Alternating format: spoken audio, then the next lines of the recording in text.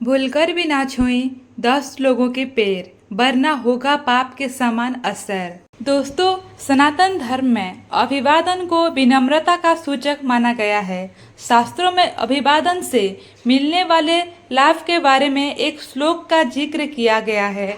अभिवादनशीलस्य नित्यं वृद्धो पसेविनः तच्चरि सत्य वर्धन्ते आयः विद्या यशो बलम। संस्कृत के इस श्लोक का भावार्थ है कि जो व्यक्ति दूसरे का अभिवादन करते हैं, बड़े बुजुर्गों का सम्मान और सेवा करते हैं, उन्हें आयु, विद्या, यश और बल का प्राप्ति होती है। सनातन धर्म में अपने से बड़ों के पैर छूना अच्छा संस्कार माना गया है। लेकिन क्या आपको पता है कि किन परिस्थितियों में और किन 10 लोगों के पैर नहीं छूने चाहिए? हे श्री कृष्णा, आपसे हाथ जोड़कर निवेदन है कि आपकी इस वीडियो को जो भी लाइक करके कमेंट में राधे राधे लिखे, उसके जीवन में कभी दुख दर्द मत आने देना।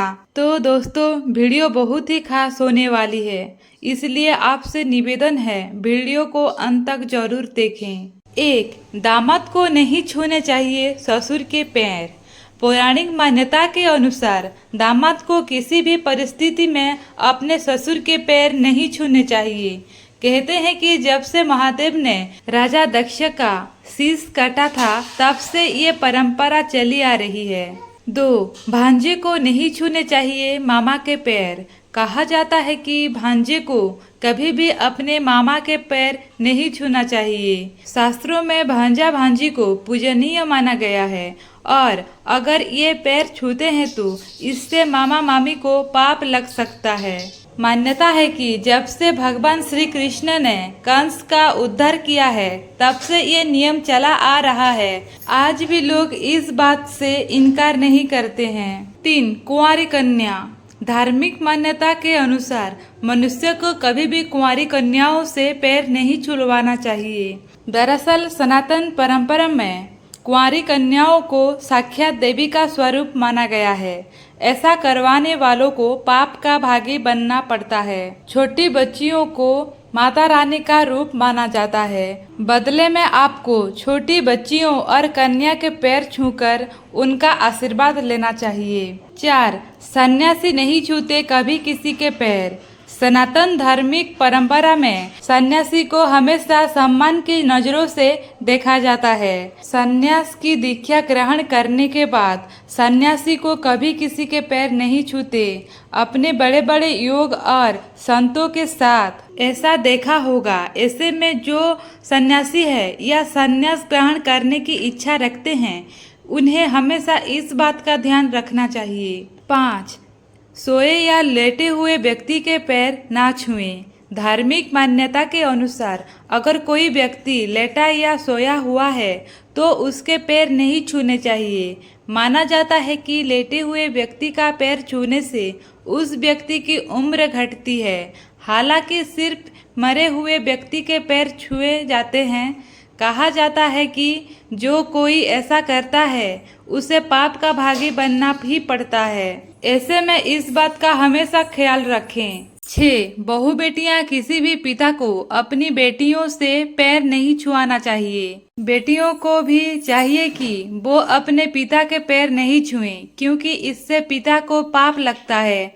बेटियों को देवी का रूप माना जाता है, इसलिए उनसे चरण छुआ अच्छा नहीं माना जाता है। वहीं सास ससुर को भी अपने बहू से पैर नहीं छुआना चाहिए, क्योंकि बहुएं आपके घर की लक्ष्मी मानी जाती है। 7. मंदिर में ना छुएं किसी व्यक्ति के पैर। धर्म शास्त्रों के जानकार बताते हैं कि व्यक्ति कितना भी बड़ा क्यों ना हो, अगर वो मंदिर में है तो उसके पैर नहीं छूने चाहिए। ऐसा करने से मंदिर में स्थित देव प्रतिमाओं का अपमान होता है। साथ ही मंदिर परिसर में ऐसा करने वालों को पाप का भागी बनने से कोई नहीं बचा पाता, इसलिए इस बात का हमेशा ध्यान रखें। हालांकि मंदिर परिसर से बाहर ऐसा करने की मनाही बिल्कुल भी नहीं है।